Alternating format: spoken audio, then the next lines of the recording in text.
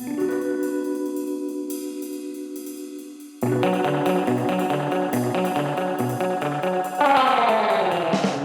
time for the All Things Strange podcast. We are your hosts, Agent ETA and Agent Anderson. Come along as we examine UFO sightings, conspiracies, and all things strange. You can find all of our wonderful links in the description on the Linktree, where you can find our Discord, our Patreon, our YouTube, and more. I gotta come up with more crap to say.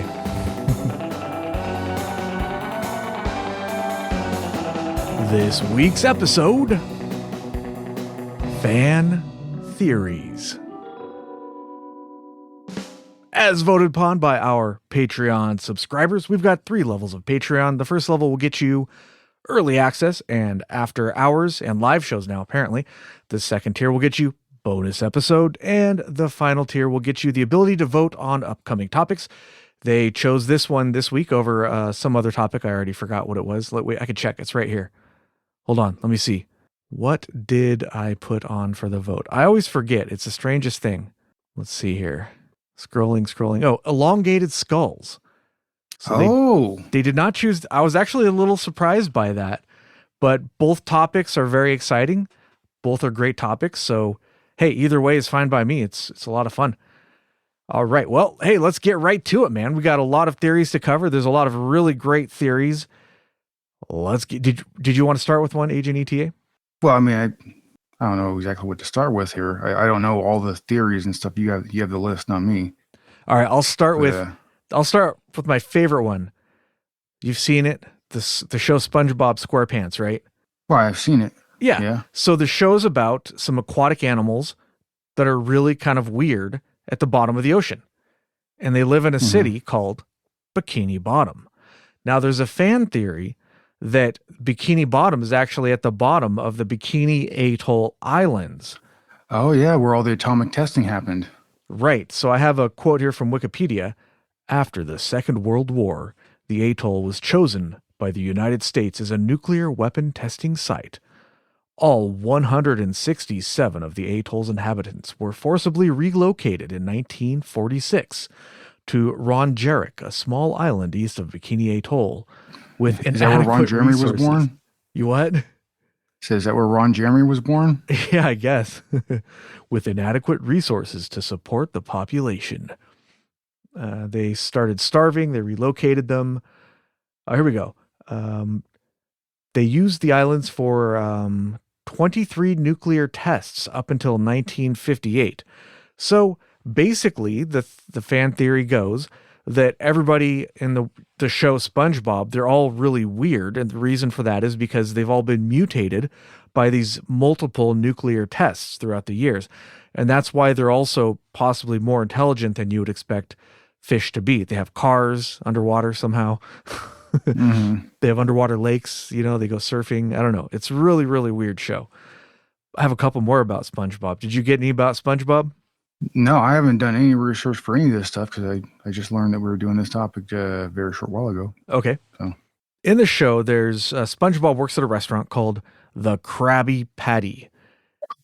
And what's going on there? Sorry, I should probably mute my TV. I forgot to do that. Oh, whatever. It's okay. In the show, there's a burger place called the Krabby Patty. No, the Krusty Burger. That's where SpongeBob works. And it's a central theme of the show is that the Krabby Patties, the burgers that they sell there, have a secret formula. And there are many episodes about various characters trying to get the secret formula, usually Plankton, who owns a competing restaurant called the Chum Bucket. And there's a fan theory, several actually, about what's actually in the Krabby Patty. What is the secret ingredient? Animal semen. Yep, could be. I mean, I didn't read that one. You definitely would want to keep that secret, though. That's for sure. But, all right, so one of them is that the secret ingredient is actually whale. And that's why, this one gets kind of dark, Mr. Krabs has a daughter who's clearly adopted because he's a crab and she's a whale. So the theory is that he's raising her, and when she becomes of age and goes away to college, he's actually just going to slaughter her and sell her as Krabby Patties. And we're talking about, little aquatic animals like fish. So a big whale will last a really long time. Like that'll last him years and years. So he just adopts another daughter or whale or whatever, and then just rinse and repeat. So that's sounds kind of efficient. Pretty dark fan theory there. There's another one that the Krabby Patties are made of actual crab meat. And the idea behind this is basically that you don't see any crabs in the show. And the reason why there are no other crabs other than Mr. Krabs is because he's feeding them all to his customers. And that's the secret ingredient of the Krabby Patty. And there is some evidence for this theory because in one of the shows, there's a line that says, after Mr. Krabs tastes a Krabby Patty, he says, "So that's what I taste like." So they kind of drop a little hint there. It's not just really? completely made up. Yeah. So apparently there's some evidence. And that's also kind of dark because imagine, somebody doing that to people. It's kind of weird. I think there has been, that has happened before. There was this art. So I won't say too much about it, but in Riverside County, they have this like county fair, right? Mm-hmm. And they have different competitions, like barbecue competitions. I've heard about this one. At one point, like a chili competition. This is the exact reason why I brought it up. So there ended up being a county employee that was like a serial killer, and he was actually like putting people into his chili that he was entering into this competition. He ended up getting caught, and he confessed to it. But at one point, he was actually entering his chili with people parts into the competition. And from what I understand, like a lot of people really liked his chili. Like they were like, "Damn, this is good," Well, and I think he had won it at one point because they have it every year, I hear that cannibals call people long pig. Long pig, yeah. So I don't know. That's pretty gross, Rick. though. Pretty damn gross. Just imagine if you're one of those people that were like, "Oh, damn, this is some good chili." Yeah. Then you find out later, it's like, well, at that point, you've already digested it. Like, you can't fucking put your fingers on your throat and throw that shit up. It's already done. Yep. It's a done deal. It has become a part of you now. Yeah. Sucks to suck. Yeah. You are now haunted. There's a bunch of fan theories about SpongeBob, but I'll just leave it there. Let's get to another one of my favorite theories. The MCU had a villain called Thanos. I'm sure you're aware of it. Everybody's aware of it, even if they haven't seen the movies. But in the movies, there's a scene where Doctor Strange checks out all of the possible futures, something like 14 million possible outcomes to their current predicament, and he predicts that only one of those outcomes do they end up winning. But even so, Thanos ends up getting his hands on the gauntlet and killing half of the people, which suggests that Doctor Strange failed and Thanos won after all. But there's a fan theory that actually that is according to plan, because if Thanos hadn't gotten the gauntlet and ultimately he destroyed it after he killed half the people, let's say that they got it and the agents of S.H.I.E.L.D. locked it up behind some vault or something, sooner or later, somebody else even worse than Thanos would have gotten their hands on it. Or perhaps some superhero would have gotten it and used it against some threat, and the result would have been even worse than Thanos killing half of the population in the universe. Mm-hmm. So I thought that was kind of an interesting fan theory, because when I saw that scene was like a pretty big deal. Okay, I've just checked out all 14 million things, and he has the time stone so he can control time and space and all that, and they end up losing anyway. So I thought that theory actually made quite a lot of sense. Yeah, it's pretty interesting. I mean, very logical too. Yeah. I mean, it makes sense that eventually somebody like Thanos was one of the worst dudes ever, but eventually there's going to be somebody comes along that's worse than him. And if you have all those stones all in one spot, well, that's easy pickings for somebody who has the right capabilities. You know what I mean? Yeah. And if you've seen these movies and shows, sooner or later, every vault will be cracked eventually. That's just how it works in these cinematic universes. Yep. But that was a really fun one. But the fact that after he kills half the people, they actually are able to go back in time, do a bunch of shenanigans, and then, the Hulk does his thing and they bring everybody back. But this has some very interesting, I don't know, complications. So let's say hypothetically that when people went away, that, I don't know, a husband or wife or whatever, they were married, their spouse dies and they get remarried. But then 5 years later, they're back. So now what do you do? That's a sticky situation right there. And Sticky wicket. there's also another theory that I read, is kind of another dark one, where if they included babies in this calculation, right? So what if the mother dies, but the unborn baby does not, and it just drops to the pavement, or vice versa? What if the baby gets dustified in the womb? How would that affect the mother, right? And then when it's brought back 5 years later, because the people who were left behind, they age 5 years, and the people who come back did not. So what if that would be messy? Yeah, what if the mom's walking down the street or doing whatever, and all of a sudden, boom, 6 months pregnant? What? Well, 5 years pregnant, right? Yeah, that's not going to be good.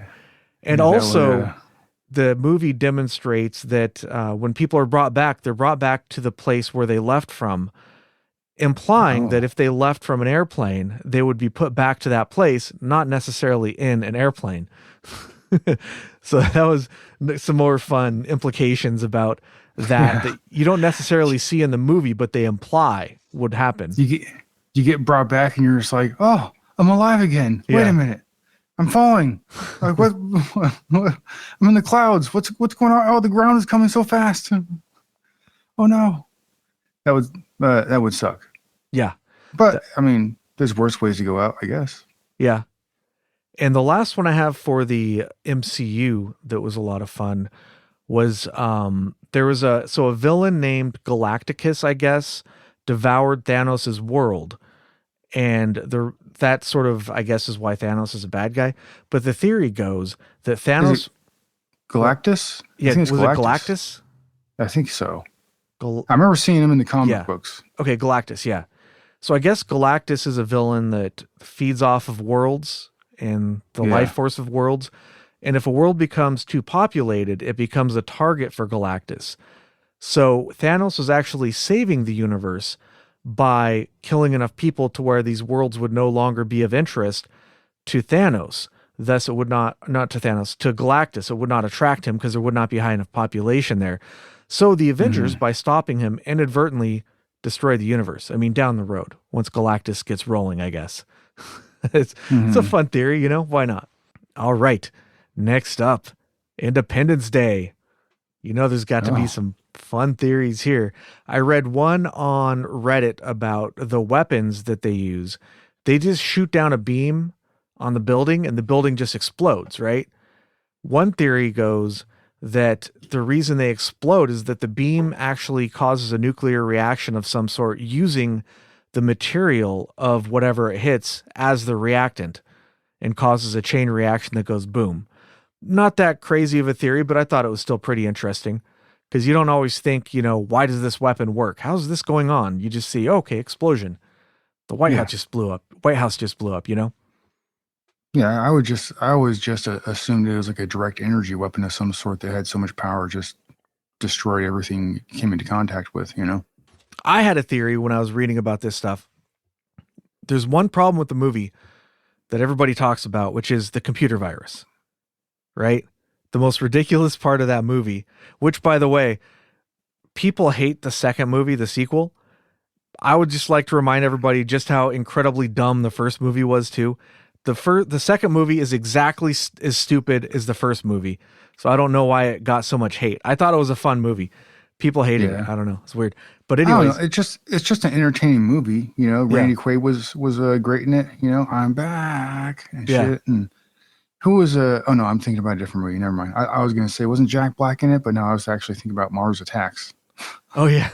Although Jack Black would have made a great Randy Quaid, that character. Yeah. I think he could have filled those shoes easily. Yeah. I think he would have done all right. So, anyways, my theory is that the aliens are actually us from the future traveling back in time for whatever nefarious purposes. I don't know. And they're still using the same operating systems, which is why our virus would actually work on them, I guess. Oh, actually, that's kind of interesting. Yeah. I mean, that's the only thing I could think of as to why that stupid virus would work. Although apparently, for whatever reason, they cut out 15 seconds of the movie where the scientists explained that our software was actually back engineered from the alien software. Remember, they captured a spaceship. The Roswell was actually the aliens that came back Mm-hmm. later to blow us up. And that's why the software worked, is because we got our software from their operating system. But I don't know. They cut that from the movie, so it's non-canonical at this point. But it's 15 seconds. Did you really need to cut 15 seconds that made the movie actually make sense? I don't know. Yeah. They had reasons, I'm sure. Yeah. Another one from Independence Day is that the aliens were actually peaceful. They were coming here to make contact, but when we sent that helicopter with the lights attached to it to try to communicate with them, they somehow misinterpreted that. Maybe we sent a hostile signal, or maybe they thought it would be some kind of attack, and then they went berserk on us. So that was kind of a fun theory, that they were just good guys after all, and it was all just a misunderstanding. Well, if they were good guys, then why would they come here with ships that had such capability to destroy? You know what I mean? Like, why Well- would they? Why would that mean anything to them? You know, Well, you I mean, never if they're know. so advanced. You never know what you're going to encounter, what hostilities you're going to run into. So you're going to Yeah. need to defend yourself. Yeah. Oh, sure. I mean, look at Star Trek. They are on a peaceful exploration mission, but those ships are armed to the teeth with phasers and photon torpedoes and teleporters. Dude, Good point. teleporters, I think, is an underutilized weapon in that series. Just imagine the damage you could cause with the teleporter. It is canon, as far as I understand, in Star Trek, that you can use the teleporter one way. In other words, you can dematerialize something, but you don't necessarily have to rematerialize it. So why not just use the teleporter to dematerialize parts of your enemy's ship at a range and just cause entire sections to disappear and expose the Where inner does it workings to space? Where does it go? Like some kind of purgatory or something, or like I wonder. I think it breaks it up into its component bits and then reassembles it, maybe. Or I think on The Next Generation, I remember an episode where they explain it, where it kind of destroys you, or whatever's being teleported kind of gets destroyed and then digitally copied, and then a new copy is made. And there's an episode where I think Riker gets basically cloned because the system goes wrong. So there's two Rikers. And the implication there is basically every time somebody is teleported, they're murdered and a new person is put in their place. And this also has all sorts of really interesting implications. For example, if you can make a real-time replica of somebody, why couldn't you take an imprint and then alter their age in the future? So you could basically have immortality from that, for example. So there's a lot of really interesting implications. And since people teleport all the time, you could also, let's say, clone people, soldiers. You know, if you wanted to win a war, just clone a gazillion soldiers, send As them all many as you out. wanted. Why not? Yeah. So it Interesting. has some implications if you think about, as far as being able to duplicate people, destroying the original copy, which is pretty weird. All right, let's see. Oh, I read a theory, part of a discussion of Independence Day, where somebody said it wouldn't make sense for them to come here to hit us with their death rays or their directed energy weapons. What they would do instead would be, while they were traveling towards us, on the way, before they decelerate, they're going to be traveling, close to the speed of light or whatever to get here. As they're decelerating, just dump some garbage out and they decelerate. The garbage does not, and it impacts us at some percentage of the speed of light. And, any amount of matter going that fast would be catastrophic if it hit the Earth. So that would be way more effective of a weapon than hitting us with beams if they wanted to wipe us all out. way more efficient, way faster. They wouldn't have to spend so much time, coming into our atmosphere and then hovering around for a little bit until they come onto target. Like yeah, that would be very efficient. Some compressed garbage, like something like a dropping out of a freaking plane or something like that, but in space without any resistance until it gets to the Earth. Be a bunch of little meteorites that would just either explode in our atmosphere or hit the ground eventually, and then that would be horrific. Yeah. It's an idea that actually I've seen in other science fiction works. For example, in The Expanse, there is a part where they use meteors and they just drop meteors into planets as a weapon. It's way more Hmm. effective than any sort of nuclear bomb or anything you could manufacture if Yeah, if you get yeah. something That big was a enough. that was a pretty cool show. I enjoyed it. Like I forget how many seasons they have now, and I don't know if it's still going, but I remember watching that just like kind of on a on a whim, and like because it was a sci-fi thing, and I was like, oh, I'm in the mood for that. I started watching it, and it was pretty good. It kind of got a little clustered up, I guess, in a way as the seasons went on. Like it became more confusing and stuff. Like I didn't exactly know what direction they're trying to go with it, but it was still entertaining though. I thought it was a good show. At least the first couple seasons definitely are. Yeah, it was a fun show. I enjoyed it. I wouldn't say it's high quality cinema. No, yeah, The writing's a little suspect in places, particularly the dialogue, but it's still a fun watch though. I enjoyed it. yeah, yeah. Just have to suspend disbelief a little bit and enjoy yourself. Yeah, they do have some fun ideas in that show. For example, they are torturing people who live in space just by hanging them on a hook or something because they're not used to gravity. In Gravity, yeah, Yeah. yeah. But that character, The Belters, is yeah, that what they're called, right? The Belta. I've read a couple of the books. I didn't read the whole series because I don't know, just kind of lost interest over time. But Oh, I didn't know it came from a book. yeah, Oh, actually, I would be interested in reading that. they're all right. Yeah, the first couple, Is it? especially, it kind of goes downhill, in my opinion. Oh, the books do too. Yeah, but the Oh, well, that woman in the I forget her name, but the woman who's actually torturing the Belter by hanging him. huh, She's not nearly as ruthless in the books. She's an effective politician and she'll do what needs to be done to get the job done, but she never tortures anybody. I think they did that for the show kind of, I don't know, to make everything more extreme. It kind of makes it more interesting maybe. I'm not sure. huh. But they made some changes like that for the show. So the books are kind of different. And there's certain things in the books that I don't think translate very well to film. So it's worth a read if you like the show. You probably enjoy it. Oh, sure. So All right. is the book called The Expanse as well, or is it called something different? Yeah, I think the series is called The Expanse, but the books all have individual titles. I forget. They're all based on, I think, like Greek gods or something. Let's see. Oh, Let okay. me Google it here.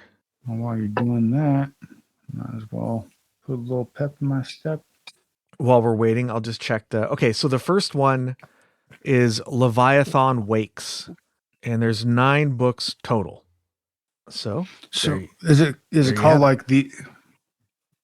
like The Expanse, the Leviathan awaits or whatever? Or Yeah, I think if you is if it you're looking for it, if you just search for the Expanse books on eBay, your library, whatever, it'll probably come up okay? on Amazon.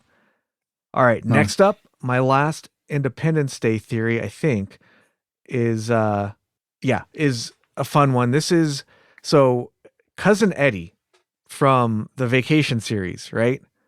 Uh-huh. Shitter's full Eddie. Yeah. That's actually the same character from Independence Day. This is as the fan theory goes. And the way this makes sense is the character Cousin Eddie in the National Lampoon's series is a Vietnam War veteran. He's about the right age, and he has a plate in his head, which is clearly from a war injury. And when what's her name? I forgot her name. Aunt Bethany, she sings the Pledge of Allegiance instead of Grace. Remember? And I think it's Christmas Vacation. And he stands up actually, and he salutes when she sings the national anthem, just like a Oh, soldier would, right? So he has uh-huh. PTSD. And in Independence Day, he has the experience where he had an abduction previously, but that wasn't an abduction. He was actually captured by the North Vietnamese and held in a POW camp. but Mm. because it was so traumatic for him in his head, it was an alien abduction. So that kind of links the two movies together. And Cousin Eddie is actually, what's the character's name? I forget. I Whatever. don't know. It's the same character in both movies. So I thought that was kind of a fun fan theory as well. I like that one. I want to believe that one. Yeah. You know, They're basically that the one's same character, kind of. that one sounds legit. Yeah. Very believable to me. Yeah, I like that one. That one's fun. All right. Now, next up, I've got fun one for me, Star Wars. Lots. It's just endless. The fan theories for Star Wars is literally endless. You could Oh yeah. go on all night talking about these ones. But all right. First up, in The Empire Strikes Back, you remember when they're running from the Empire and they hide in an asteroid, right? The Millennium Falcon flies into a hole in an asteroid, which ends up being a big giant worm. Yeah, Well, yeah. the fan theory is that asteroids cannot support life, especially big giant worms. So that asteroid field that they were flying through is the remnants of a planet that was destroyed by the Death Star that that happened off screen. It was a test or something, or it's implied that the Empire is doing a lot of stuff to keep people in line. It doesn't necessarily go over every single evil thing that they do. So I thought that was kind of a fun little, minor theory, but it kind of makes sense that was a remnant of a planet. Could be. Another fun one. This is a popular one. Everyone's probably heard this one already, but what the heck? In the prequel, which, we didn't realize how good the prequel was until the sequel came out. But anyways, in the prequel, Anakin is the chosen one. And he's going to bring balance back to the Force. And it appears that he doesn't do that. He becomes Darth Vader and goes on a murder spree and kills a lot of people and is an evil guy. But actually, he does bring balance back to the Force because he murders the crap out of all the Jedi, right? Him and the Emperor, they kill the Jedi Order, basically. They kill all of them. So the idea is that the Force was actually not in balance before. There was too much of the light side of the Force. So it was out of balance, and Darth Vader was needed to come and murder the shit out of everybody to bring the natural balance back into line, which in this case means there are only just a handful of them left in the entire galaxy. There's just, basically Luke Skywalker and who knows, that's it at the end. Just him is, and his sister Leia, who's not really a Jedi. And I don't think there's any of others left. I don't think so. Anyways, Yeah. at least not in the original trilogy. In the newest movies, it implies that Leia had a connection to the Force all of a sudden. Yeah. Well, but I'm going to pretend like the new movies didn't happen. I would love to not know that they ever did, but unfortunately I do. They're so bad. So bad. I actually only saw the first one, and I saw that one with, you have the original cast members who don't even share a scene together, which was super disappointing. I understand that they want to introduce younger characters to try to bring in younger generations. I'm all on board for that. Fine, whatever. These older actors can't do the same stunts that they used to, whatever, it's fine. But they didn't even share the screen. And then they just kill off Han like right away in the beginning of the movie. His whiny, snivelly little son, That wasn't the first one, was it? That was the first one, yeah. Was that the first one? Well, I only saw the first one, so it had to have been. Oh, okay. Pretty sure. I don't know. But so they kill off Han, and it's just like they don't establish why that guy what's his name in the movie, do you remember? Damn. I know the actor's name is Adam Driver, right? He's so forgettable. It was Kylo Ren? Kylo Ren, that's it. Yeah. Was that it? Okay. And they don't establish why he's gone to the dark side. That's like a very important moment in the movie. Well, didn't he go to the dark side because Luke's character, when he was training him, he felt like his ability or potential to go to the dark side was strong. So for whatever reason, Luke Skywalker decides to murder him in his sleep. But then he stops while he's trying to murder him, and then Kylo wakes up and sees like Luke standing over him, and that's the reason why he went to the dark side. Completely out of character, first of all.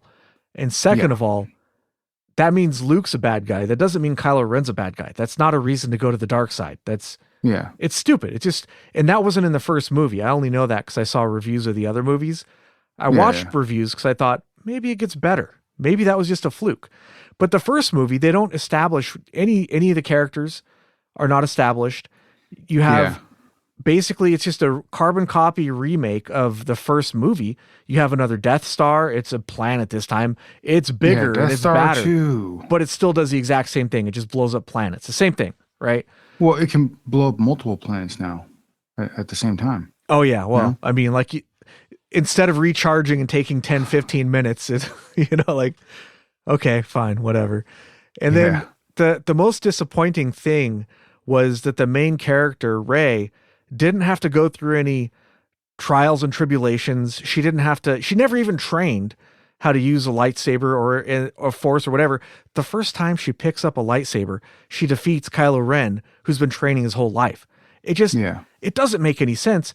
And it goes against the whole good versus evil thing. The whole reason why the dark side of the force is attractive is because it's powerful, right? Luke Yeah. Yeah. Skywalker cannot beat Darth Vader and the Emperor in the first trilogy. There's no outcome where that actually happens, right? It's not going to happen. That's why the only way he's able to win in the end, spoiler alert, is by, appealing to Darth Vader's good side. And then Anakin comes back and saves Luke. But the whole Hmm. the whole thing, he kind of beats Darth Vader in a lightsaber battle, but the Emperor wanted him to kill Darth Vader anyways. So he only does Hmm. that when he gets really pissed off and starts like channeling the dark side. That's the only way he's able to do that. But anyways, that's a whole other thing. But in the new movie, you don't have to, there's no longer that balance of power. It's just, whatever needs to happen on screen happens on screen, whether or not it makes any sense. Light, dark, whatever. It's all meaningless. It's all the same now. There's no difference between the light side and the dark side. They're all just equally powerful. Whereas in the original trilogy, there's a difference. There was good, evil, morals, and all that stuff. All Well, right. Luke Skywalker starts off as like kind of a whiny little bitch, and then he has to earn his way, basically, go through a bunch of training and stuff like you're talking about before. And Yeah. he's not the Luke Skywalker of legend at the beginning. Right. He's And he even, has to grow, he has to learn, he has to fail. yeah, and even after all of the stuff he goes through to become a Jedi, he's still not powerful enough at the end, right? Because he's not dark side. You have to be dark side to kill dark side, basically. The light side's not strong enough. That's I'm sure that Yeah, other people have had that conversation, but that's one thing that always bothered me about the new movie. And I disliked it so much that I never saw the ones that followed. yeah. Me The only neither. other thing I've seen is The Mandalorian, which is all right.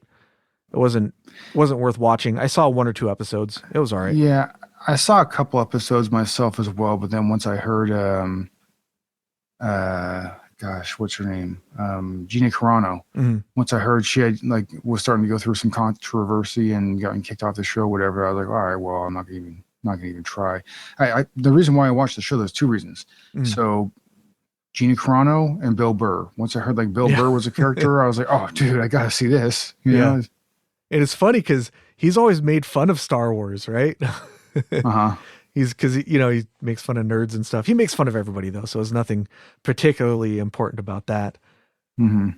All right, what theory do I have next here? Oh, it's just a fun little theory is that Luke made a lot of progress when he was training on Dagobah with Yoda. And the theory goes that Yoda was so powerful he was able to manipulate time to give Luke more time to train. It's a That was fun like theory, it's but like a hyperbolic chamber, like in Dragon Ball. yeah, it's a fun theory. But on the other hand, for me, it doesn't really hold up that well because if Yoda was really that powerful, he could have just defeated the Emperor himself, right? I don't know. It's a fun theory though. Oh yeah, here's a good one.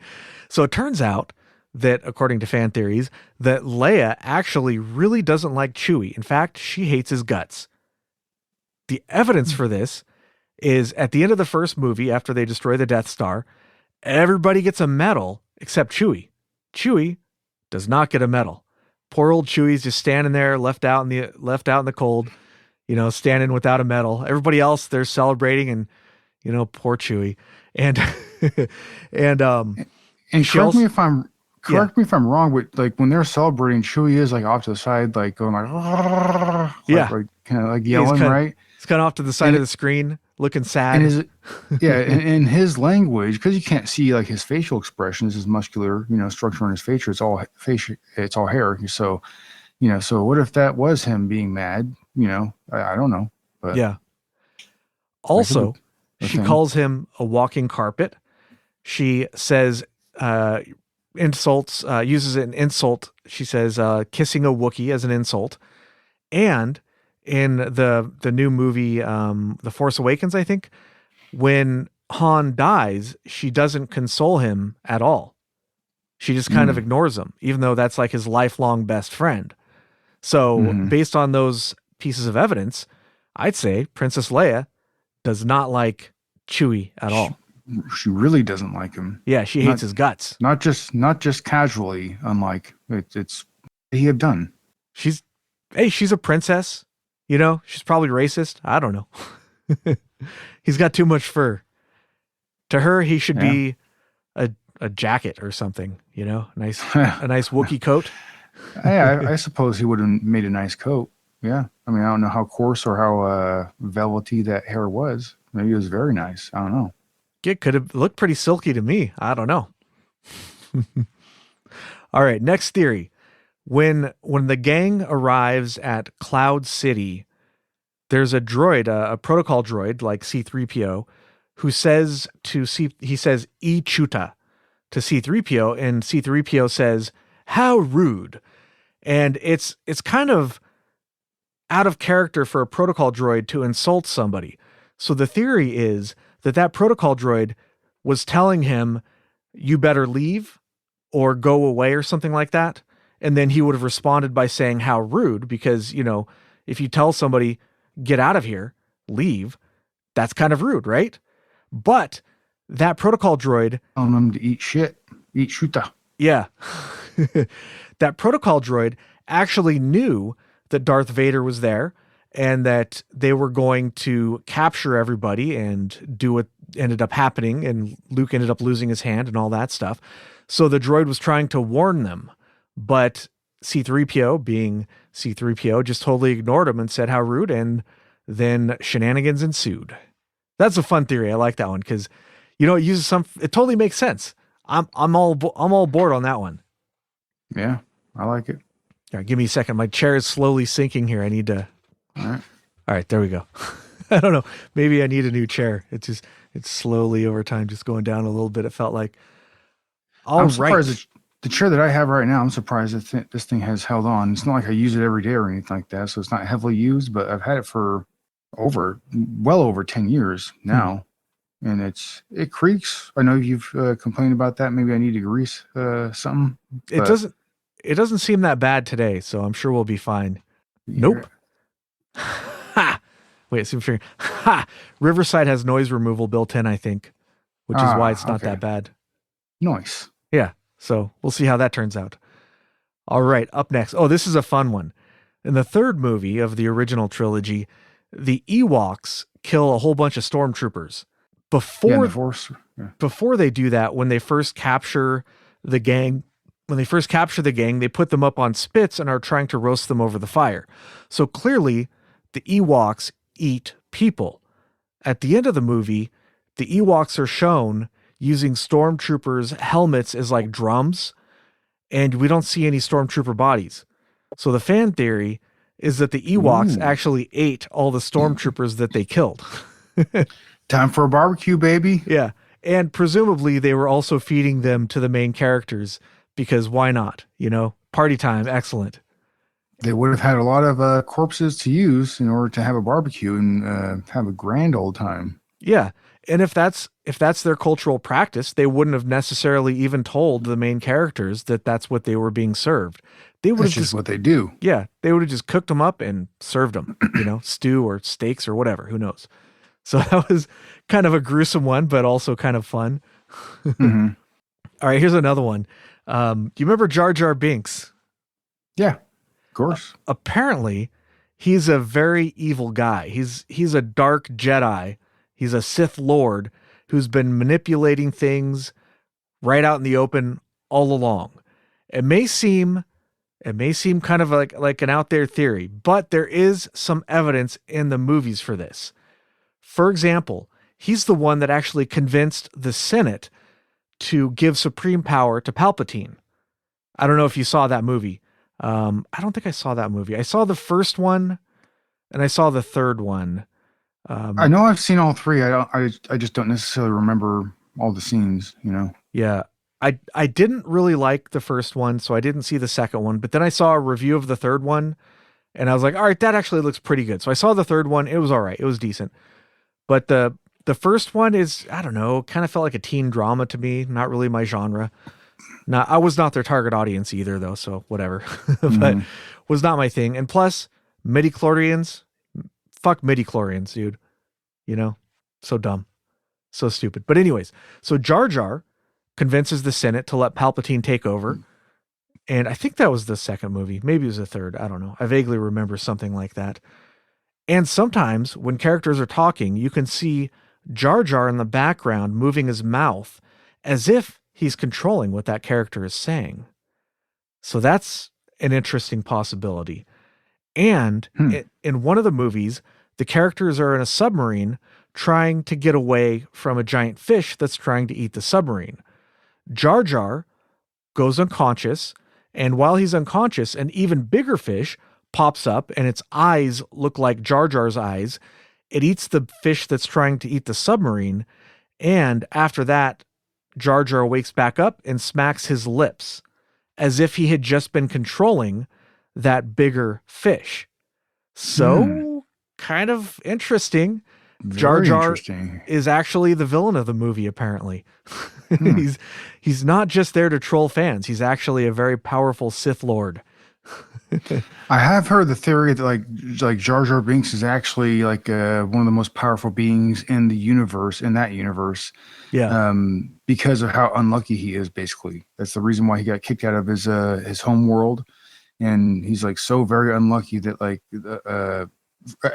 it's unlucky in the way that like everybody around him suffers from that. You know what I mean? Yeah. Negatively. So, I don't know. I mean, I've heard that before, but I don't know if that quite is as supported as the theory that you're talking about there. I think there's more evidence for that theory. Well, it's all The just one, fan theories. It's all just fun, you know? yeah. None of this stuff is explicitly canon in any of these things, so it's all just kind of speculative anyways. But what the heck? Why not, you know? Hmm. All right, now here's one. Hey, I hate a grammar Nazi as much as the next guy, right? No, I'm just kidding. I don't really care. But a grammar Nazi actually came up with this theory. I don't know which one, but in The Force Awakens, there's that, you know, the title crawl at the beginning of the movie. And during the title crawl, it says, talking about Leia, it says, her brother Luke, not her brother, comma, Luke. Apparently, her brother Luke without a comma implies that there are other siblings, whereas her brother, comma, Luke implies that that's her only sibling. So, in other words, this means that the Skywalkers have siblings that we have not yet been introduced to, possibly force sensitive siblings. I don't know. I'm Hmm. not sure. I'm not up to speed on my grammar, so I'm not sure why that one makes sense. You know, if the comma would indicate that, but I don't. It's a theory. Let me know in the comments. What do you guys think? Is there anything to this one? All right, we're almost here. I got almost done here. I only have a couple more left to get through. Indiana Jones and the Crystal Skulls. The infamous scene is the refrigerator scene. You know what I'm talking about, ETA? Is that the one where he hides in a refrigerator during like an atomic bomb test and somehow he survives? Yes, that's the one. Okay. Yeah. Everybody hated that scene. They all thought it was the dumbest thing ever. But there's a fan theory as to why he was able to survive that nuclear blast in the refrigerator. The theory is that because he had previously drinking from the Holy Grail, it gave him some sort of healing properties that allowed him to survive Oh, the blast. I like it. yeah. That would be the only thing that could possibly help him, maybe. You know Yeah. that I do agree that that scene was a little dumb. Like if you're going to be hit with the force of a blast from an atomic bomb that makes like the refrigerator that you're in tumble the way it did, you're at least going to be irradiated to the point of where you're going to die from what is it like what's it called? Why am I brain farting here so Radiation? hard? Radiation poisoning. Yes. Yeah. Yeah. Yeah.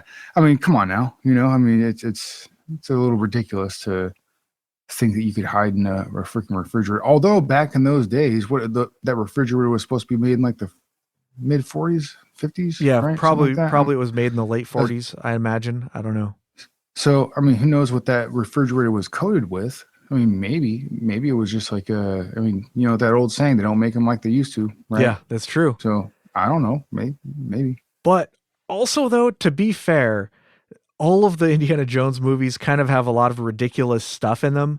For example, when they jump out of an airplane, not with a parachute, but with an inflatable raft, Mm-hmm. That's just kind of the style of the movie, is to do ridiculous stunts that are completely absurd. Yeah, well, it's a fantasy world, Yeah. so it's like, hey, all right. I mean, you got to suspend disbelief, right? Is that the Yeah. word the saying? So yeah, I mean, like, yeah, whatever. You don't have to be too realistic about it. I mean, just be entertained. It doesn't have to be at 100% like accurate, realistic. Yeah. So if you put it in context with the other movies, it's actually not really that silly. I mean, well, it's not any more silly than the other movies. I mean, look at the second movie. They're having like a fight on a roller coaster that can like jump the rails and stuff. Like, come on, dude, that part is absolutely ridiculous if you think about it. Yeah, But it yeah, still made a great scene. So yeah. I guess, for me, the refrigerator in hindsight is, when I saw the movie, I was like, this is so stupid. But if you compare it to the other movies, it's not really any dumber than stuff that happens in the other movies. But actually, I kind of want to rewatch that fourth movie, because the first time when I saw it, I've only seen it once. I was kind of disappointed by it because the first three were so good. And then that one, I was just kind of like, it was all right, but it didn't hold Yeah. up. But sometimes when I go watch something again, if I lower my expectations, then it actually ends up being a lot more enjoyable, because like I don't know, like they ended on a high note with the third movie, The Last Crusader. That movie was excellent. Oh yeah. It was a great movie. Yeah. I mean, like, there's so many iconic scenes like from those first three movies that you could mention quite a bit of them. I mean, I know, it's kind of weird. Like the first thing, whenever I hear Indiana Jones, the first thing I ever like that pops into my mind is "No Time for Love, Dr. Jones." Yeah. I don't know why. I have no idea why but that's always like the first thing that pops in my head. Yeah. Short round. Well, just think about that. All of the movies really, but like that second movie, just how, like, that movie, it's like a whirlwind. It never lets up from beginning to end. Mhm. It just, as soon as you think that the action's going to let up for a minute, it doesn't. It just keeps on going. It's a pretty wild Yeah. ride. It's very well made. It's really, excellent script, excellent directing. It's a great movie from beginning to end. Just really exciting movie. Then, you have the third one is similar. The first one's a similar idea. Then the fourth one, not as much. I don't know. It just doesn't hold up to the first three, but I want to watch it again to see if, my opinion has changed, if there's some redeeming qualities to that movie. Maybe it's not as good as the original three, but if I don't expect it to be, maybe I'll enjoy it more. I don't know. Yeah. Plus it's got aliens. So what the hell? That should be right up my alley, right? Pretty sweet. All right. I've got just a couple more here. I think one of them or both of them you're going to like. Pinky and the Brain. Oh, I remember this. One of them is a genius and the other is insane, according to the theme song, but they don't say which one is which. So in this fan theory, Pinky is actually the genius and Brain is actually insane. And Pinky pretends to be a doofus so that he can thwart the Brain's attempts to take over the world every day. He's only pretending so that he can save the world. That's all there is to that one. But I thought it was a lot of fun because it kind of turns the whole idiom on its head, or the whatever you want to call it. I don't know if that's the right word, but it's like, he's not dumb. He's actually a genius. Actually, Yeah. Now that show, that cartoon was a big part of my childhood life. I used to watch that every. I used to wait for the episodes to come out. That, and because that shows that Pinky and the Brain started in Animaniacs. I think, right? Yeah. Like at first it was like a skit in Animaniacs, and then it became its own show. But yeah, no, I loved that show, man. That show was great when I was a kid. Yeah, I think it still holds up. It's a good show. There's Hmm. a handful of kid shows that I actually enjoy. I would still watch today. SpongeBob being one of them. Adventure Time being another. Ren and Stimpy. Which one? Ren and Stimpy. Ren and Stimpy for sure. Traveling Hmm. nipple salesman. Don't whiz on the electric fence. Oh, Come on. oh yeah, Blammo. Yeah. Uh, It's logged by um, Blammo. powdered toast man with his X-ray nipple vision. Yeah. That was not a kid's show. What? What the hell are we doing here? Why is this in a freaking kid show? Yeah. No, that was not a But kid's it show. was. Not It at all. was. Yeah. Yeah. That looking back now, there's quite a few things in Ren and Stimpy that were adult humor that I just didn't get because I was a kid Right. watching it. I just but now it's like I see some of the stuff and I'm like, whoa, wait a minute, dude, this is something different. This is something different. How is that on Nickelodeon? It's insane. Yeah. You know, How did they allow this? I showed Agent Redacted an episode of it because, I think he overheard us talking about it or something. I don't know. But I showed it to him. And he was like, what? He was blown away by the insanity of that show. He was like, wait a minute, this makes a lot of sense, actually. Yeah. That you're the way that you are. You Yeah. know? You grew up on this, right? Yeah. Okay. It's all starting to fall into place. Yeah. There's another one, Peep in the Big Wide World. That's actually kind of for little kids, but it's about these birds that like kind of live around this pond and they have cute little bird adventures. But one of them, the duck character, he kind of reminds me of Cartman. He's just a dick all of the time. It's pretty hilarious. Yeah. I don't know. I kind of like that one. That's a funny show. All right. And I've never seen that one. most people have not seen it. It's for like little kids, but I found it entertaining. I would watch it again. All right. My last one here is Inspector Gadget. This is a fun theory. Oh yeah. I don't know if you remember that show. I used to love that show when I was a kid. Oh, absolutely. Yeah. I'll get you next time, Gadget. Next time. Nuggets next time, Gadget. Yeah, there you go. And like he had his cat. What is it, Mad Cat or something like that? Yeah, or, something like that. Like it was like in the center console of his freaking car Yeah. or some shit. I don't know. I might be confusing things here, but yeah. So the idea is that Inspector Gadget is actually a robot replica of a police officer that died in the line of duty. And wasn't his daughter's name Penny? Was it Penny? Yeah. I think it's Penny. I think it was, yeah. It's been a long time since I've seen that show, so I might be wrong about that. Yeah. Oh yeah. But remember she had that book, right? Like that computer book. I always thought Yeah, that yeah. was the coolest thing when I was a kid. But where was it? Oh yeah. So anyways, the theory is that Dr. Claw is actually the officer that was supposed to have died in the line of duty, and Inspector Gadget is actually his robotic clone. So that's why we never see Dr. Claw's face, because he's actually the guy that Inspector Gadget is based on. And that's also right. why he wants to go after Inspector Gadget so much, is because it's his replacement. So he wants to do away with him. Huh. Interesting. I've never heard that theory. I don't know. I'm not sure if it holds up to scrutiny, but I thought it was a fun theory nonetheless. It was pretty goofy, pretty fun, like a lot of these are. But I mean, there are so many fan theories. It really never ends. You just Google, whatever show you're interested in, and there will be a fan theory or several for it. Oh yeah, absolutely. Freaking like any popular show, any popular comic or series of any sort, there's always tons of freaking fan theories and stuff, people that have gotten into the weeds about their opinion of like and it usually seems like it starts with like some kind of discrepancy, like people are like, wait a minute, this timeline or whatever happens, like doesn't make a whole lot of sense necessarily, or maybe there's a little hiccup in the writing process where something was forgotten or something like that, but yeah, it's never ending for sure. Yeah. I mean, shit, just think about, Doctor Who, right? That whole deal. There's so many different discrepancies and fan theories about like what actually is going on with some of the timelines there, right? Yeah, I was hoping Agent Ether would come on and talk about some Doctor Who, but she was not available today, unfortunately. so Yeah. she couldn't come on. But she's a huge Doctor Who fan. She's watched Yeah. all of the modern series, so she's familiar with all that stuff. I've never watched a single one. I understand it's a good series, but a lot of people like it.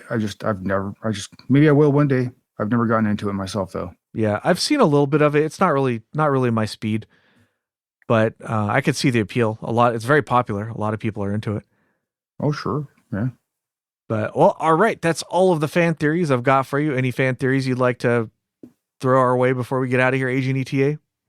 No, I didn't do any research or get ready at all for this episode, So you're welcome. Should I have? Oh, sure. Yeah, yeah. But no, I had to take a little nap. All right. So, Well, thank you guys all so much for listening. If you'd like to help the show out, you can do so by leaving us a good review wherever you listen to podcasts, suggesting the show to your friends. And actually, now that this is a video format as well, I think there are buttons and things. There's like a bell and like a thumbs up or whatever. So do some of that stuff too. All right. Questions, comments, anything, go ahead and comment on the video and we'll check back on that and probably even respond if we can.